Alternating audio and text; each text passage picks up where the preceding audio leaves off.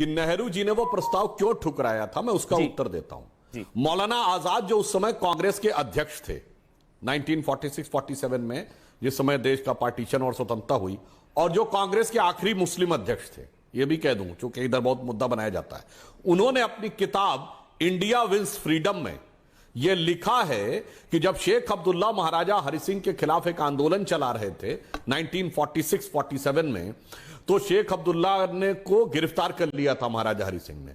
नेहरू जी बतौर prime minister of interim government, क्योंकि एक फैक्ट ध्यान रखिए, नेहरू 15 अगस्त 47 को प्रधानमंत्री नहीं बने थे, 2 सितंबर 1946 को अंतरिम सरकार की बागडोर नेहरू जी के हाथ में आ गई थी। उसके लिए पर्सनली गए दबाव बनाने श्रीनगर पे, जिससे महाराजा हरि सिंह चिढ़ गए थे। यह किसने लिखा है? मौलाना आजाद ने। और उन्होंने लिखा कि हम लोगों को भी यह बात बुरी लगी और मैंने यह समझाने का प्रयास किया नेहरू को कि यह समय बुरा मानने का नहीं है, बल्कि कश्मीर के मामले को सॉर्ट आउट करने का है। अब दूसरा आपको उदाहरण देता हूं।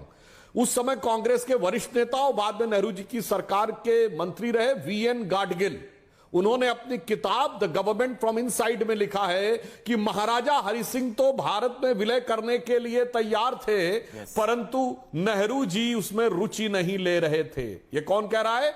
नेहरू का मंत्री। अब तीसरा आपको उदाहरण बता दें, आपने मेहरचंद महाजन जी का नाम लिया, जो उस समय कश्मीर के प्रधानमंत्री थे, बाद में भारत के चीफ जस्टिस भी बने।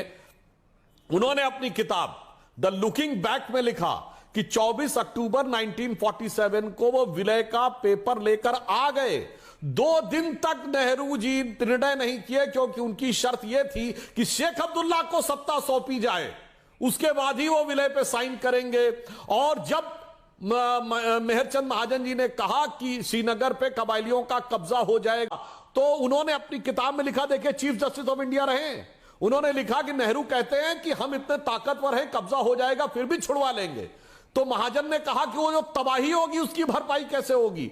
उसके बाद महाजन ये कहते हुए उठने लगे कि अगर आप तुरंत सेना भेजने को तैयार नहीं है तो मैं जिन्ना के पास जाता हूं कि यदि वो श्रीनगर में फंसे हुए हिंदुओं को सेफ पैसेज दे सके तो सरदार पटेल ने बकौल महाजन जी बगैर नेहरू जी की तरफ देखे कहा कि आप पहुंचिए और हम सेना भेज रहे हैं।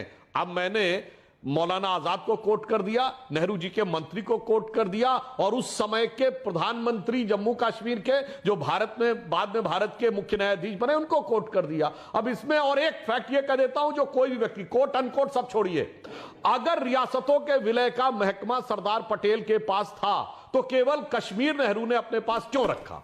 यह अपने आप में संदेह पैदा करता है। दूसरा, यूनाइटेड नेशंस बना ही 24 अक्टूबर 45 को था।